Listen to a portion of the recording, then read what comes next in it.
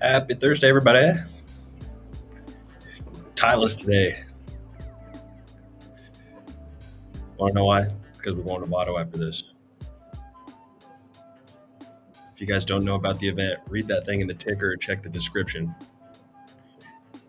We'll get you covered. Otherwise, we'll see you there all weekend for some great big money dirt track racing, baby. It's going to be exciting. Other than that, what's up? What's up? Anyways, cool. Good evening, everyone, and welcome to another enlightening episode of the Know Your Pharmacist live stream. I'm your host, Dr. Joaquin Acosta, the CEO of Pharmtrue. And as we navigate through the ever-evolving landscape of healthcare, tonight we delve deeper into the realms of substance awareness, technological advancements, and community wellness. Our journey is not just a transfer of knowledge, but a collaborative exploration into fostering a healthier society. In our Pharmacist Frontline segment, we'll unravel the CDC's RX Awareness Initiative, a beacon of knowledge in the murky waters of the opioid crisis. As we dissect this potent endeavor, we rekindle the essence of our profession, providing a haven of understanding and support amidst the tides of health adversities.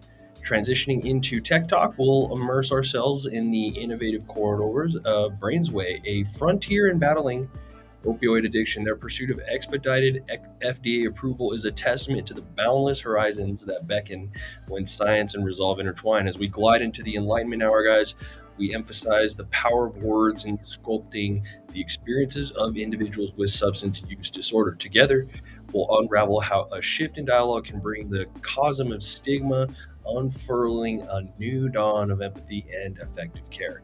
In our Herbal Wellness Corner, guys, it's going to be a sanctuary of insight into the delicate dance between cannabis and opioids in pain management. The canvas of scientific inquiry is broad, and tonight we sketch the outlines of a potential that could potentially really make ancient wisdom blend with modern science in the best possible way. And in our community spotlight, guys, we'll cast a light on MountainView Regional Medical Center's Health and Wellness Fair in downtown Las Cruces this Saturday from 8:30 to 12:30.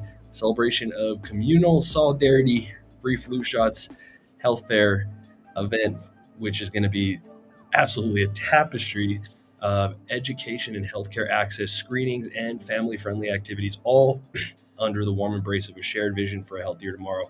And after that, as we segue into the Men's Health Minute, we'll unearth the nuances of men's susceptibility to the opioid crisis, a discourse that transcends mere statistics, diving into the heart of societal dynamics that shape our health narratives.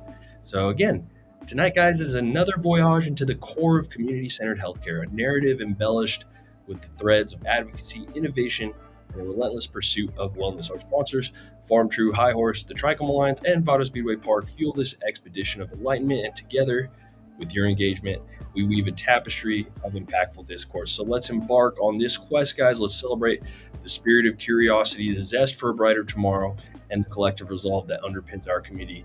Be sure to engage with us, share your thoughts, hashtag me, Know Your Pharmacist, and let's make every dialogue count in painting a healthier future for all, guys.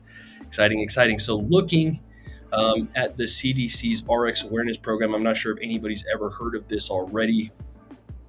Been out since about 2017, but a good model in this, something that we should really be looking for, even in our own society right now. Las Cruces, we're in local election time. We got a lot of things going on that are very important around. People want to know what's important to our health care community, and it's very important here, looking at opioid struggles and recovery here. The CDC RX Awareness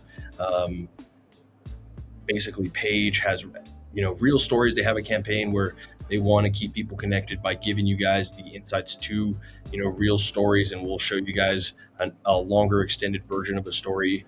Maybe might hit closer to home to some people, but again, American Indians, Alaskan Natives, Latino Americans, African Americans heavily affected by opioid overdose epidemic, guys.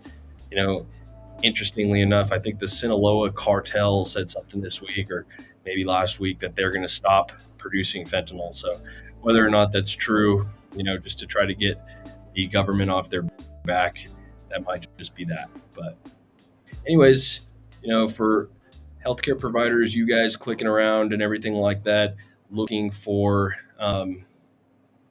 the access to what's going on out there and what this program for CDC's RX awareness looks like.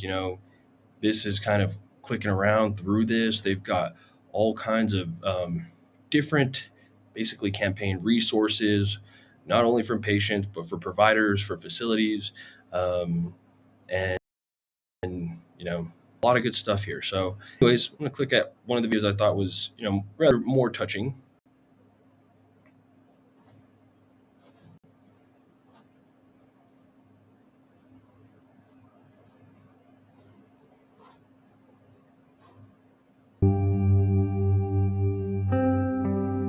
I was abusing prescription opioids. I had backed away from my culture, and I had pushed away from my family because I knew I was doing wrong. I had hit my bottom. I come from a big, clean-knit family. I had learned our traditions at an early age, as you do in a small village. I remember all of the things that my grandmother had taught me about being traditional. When I was 14, I was raped. I had immediately buried that and became the good child. I wanted to be the perfect child so that I was never left alone. So I became excellent in sports. I joined all the committees I could at school. The first pill was the problem. I remember thinking that it was from the doctor, so it was okay, because the doctor's not going to give you anything that's not going to heal you. After the first initial time that I did it, I was like, man, I don't feel really anything. I don't feel any pain. Like, it masked the problem. And like anything, it starts to not work over time. It was no longer, I'm taking this for fun. It was, I need to have it to function. That's when I essentially knew that it was a problem.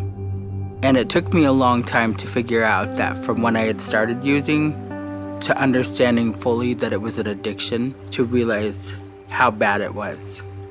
I had everybody fooled that I wasn't an addict.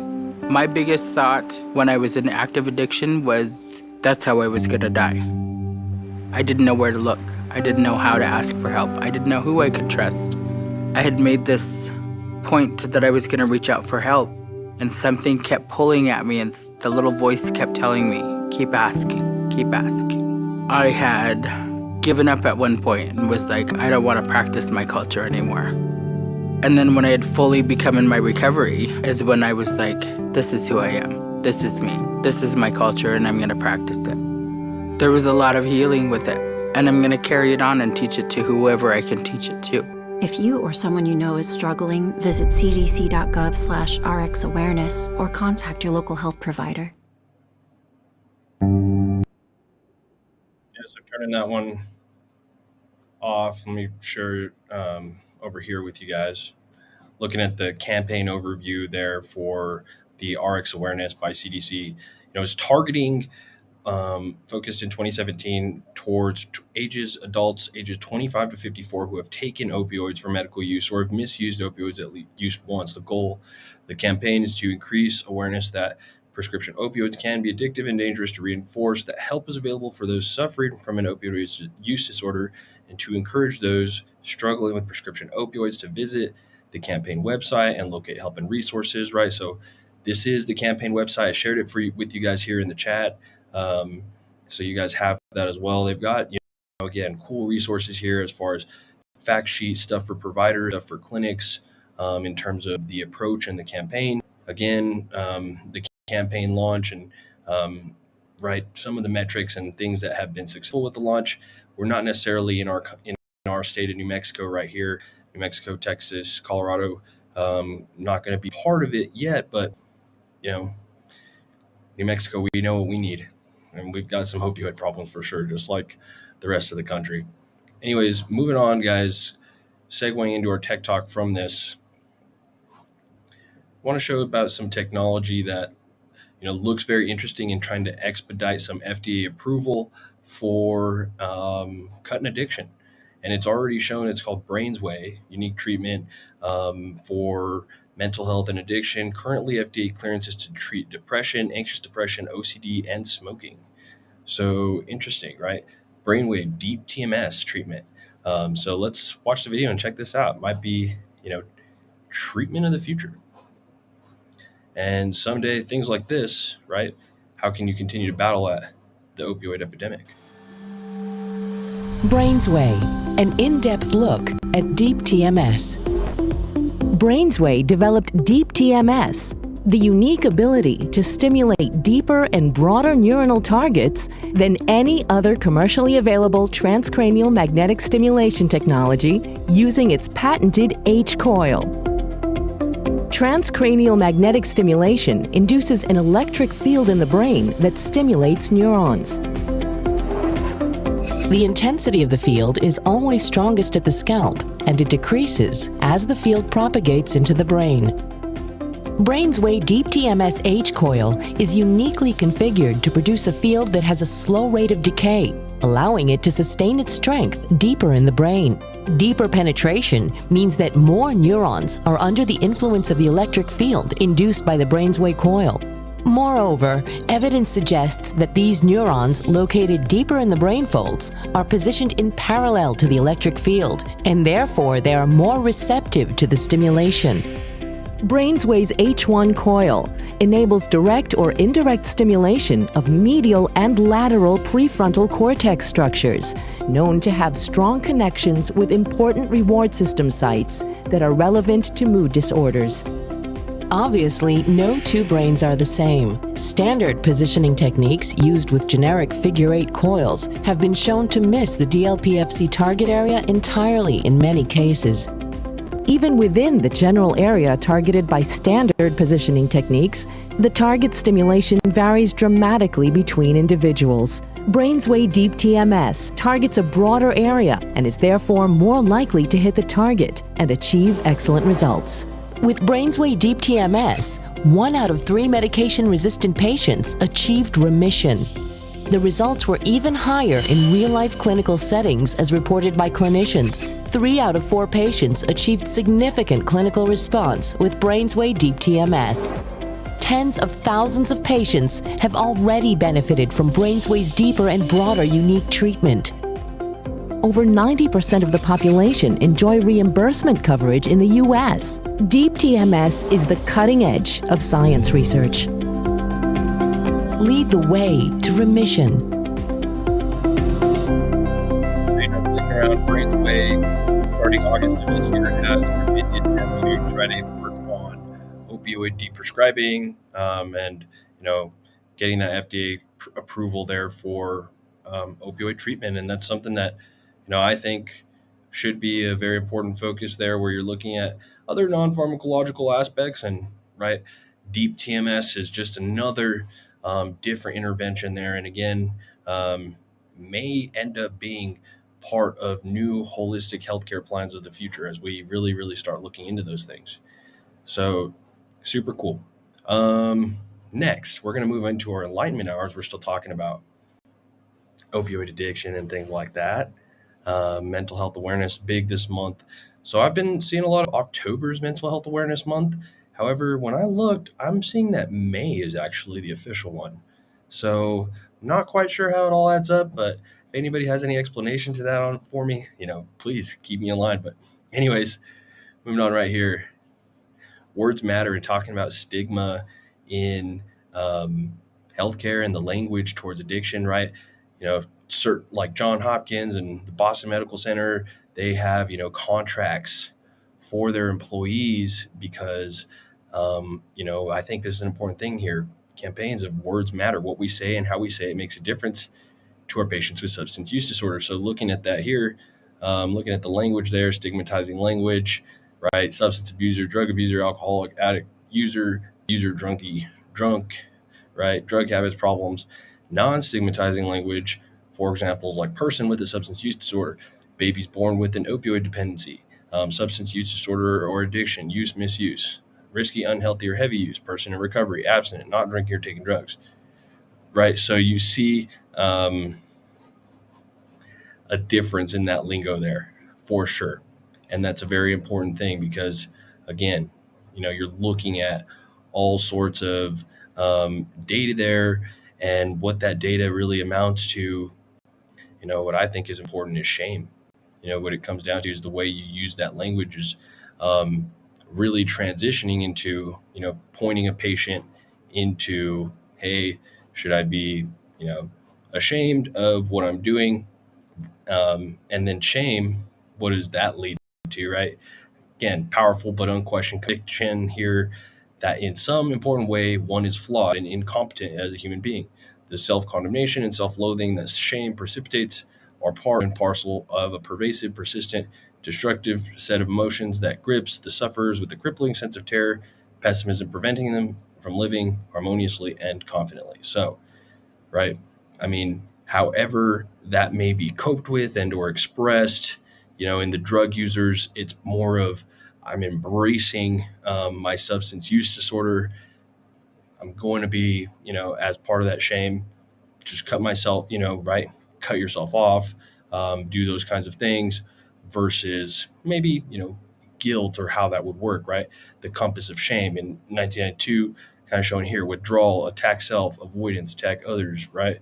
Isolating self, running and hiding, attack self, self put down, avoidance, right? Denial, attacking others. So very interesting there where you look at that compass there, and a way to really continue to irk the compass would be using the wrong words, right? So given somebody that is on the map of shame, um, you know just more avenues of shame, you're not really creating the path out, even though maybe it might feel like you might. So again, in our enlightenment hour, just another reinforcement for words matter. Obviously, our participants that are or our patients, who have these issues, or viewers that might be caregivers, or part in some way or another, participating with other users, right? That's where those interventions really are important to recognize. Anyways, guys, moving on. Where does cannabis fall on all this in our Herbal Wellness Corner, brought to you by High Horse Cannabis Company? Showing off a little bit of a presentation here from Dr. Dustin Sulek from 2019. He did a couple studies, right, overviewing cannabis for treatment-resistant chronic pain, things I will continue to show over and over. Here in this study here, in an open label longitudinal 7-month study of 176 people, 73 on opioids at baseline, smoking about 20 grams of cannabis monthly, patients given titrations up to 3 times a day. Results: 44% of those taking opioids discontinued. So, right, that's almost half of the 73 people were able to get off of opioids by either smoking it or cooking with it up to 3 times a day. Interesting. More data. Cross-sectional retrospective study, survey of 244 medical cannabis patients with chronic pain in Michigan. Medical cannabis use associated with 64% decrease in opioid use. 118 people out of 244. Decreased number and side effects of meds. Improved quality of life. Substituting, right? Bad meds for natural meds, especially opioids.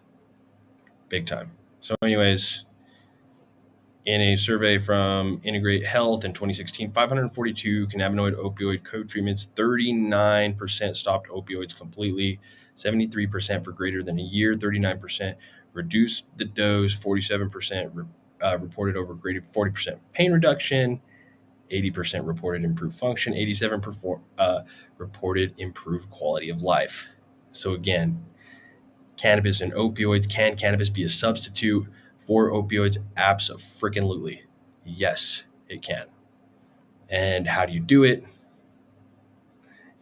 One-to-ones is really going to be a great way. CBD is not going to stimulate that reward system that opioids and THC might do a little bit concomitantly, but again, THC still can help with the pain control threshold and being able to get that opioid dose down. But CBD on top of it does help with the inflammatory process involved, so on and so forth. Opioid dose going down, showing how to do it. will come up here in just a second. So anyways, short-term studies here, going through all that, looking at the receptors, about how to use it together in your CB1 distribution. Again, we're maybe we don't know, but CB1 receptors are the most abundant mammalian protein, G protein couple receptor in the mammalian brain. So there's millions of them in there. That's why you see it so heavy in the brain. But again, opioids and cannabis in pain really can help you get that effective and lethal dose ratio nice and down. So how do you do it? Got it right over here.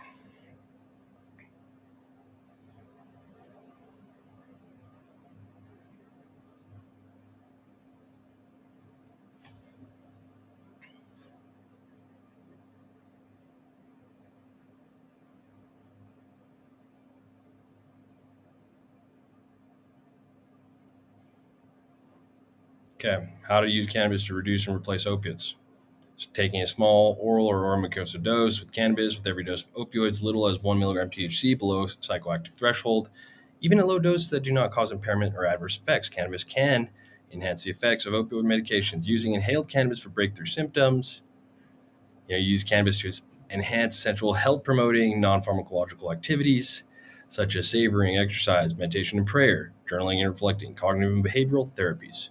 Right? Use cannabis to promote regular sleeping patterns, seeing strains only in the evening, oral delivery, right? Preferred combination of CBD to THC available to enhance benefits and decrease side effects. 1-to-1, broadly effective, well tolerated. Many more prefer CBD, right, in the day and THC dominant at night, but this is highly individual. Again, cannabis naive patients encouraged to take advantage of a 2-week window of opportunity after starting cannabis. Most patients reduce opioid doses by 50 to 80%. Just impressive. That's all I got to say.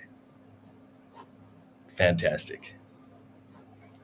Anyways, guys, moving on, giving you the tidbits, but either way, you got to talk to your doctor to work on that, to really, right, be able to go through all that kind of stuff. So again, guys, I'm going to share with you here for our community spotlight, shouting out the MountainView Regional Medical Center Community Health and Wellness Fair this Saturday, October 21st in downtown Las Cruces from 8:30 a.m. to 12:30.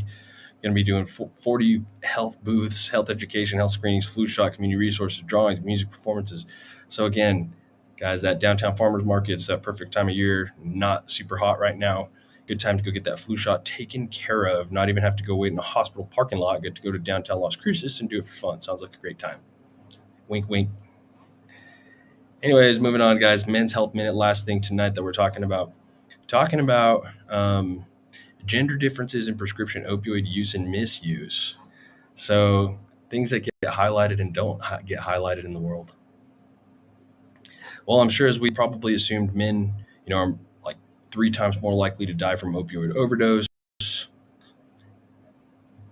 But any research beyond that, we don't really have a good gender correlation and or how to, do gender specific targeting for different interventions such as our opioid crisis, right? Again, men are more likely to avoid the doctor. Men are more likely to avoid or go to the doctor when they're extra sick or, extra hurt. Men are probably more likely in that scenario to just end up with an opioid prescription. Even if you just base it down to that level, even you don't have, every single fact and data point to prove it. But again, you can see the pathway as to how that becomes. So interesting point in this research here that basically just, truly got, it exposed the fact that men are more likely to have addictive behavior. Again, other masculinity norms and other behaviors are consistent with some of that, but really, how should we really further explore, what mechanisms explaining, why men are more vulnerable to the opioid epidemic is what we should look at, right? For sure. It's easy to think like, hey, you take something, you fix it, doesn't hurt, it's fixed, whatever that might be.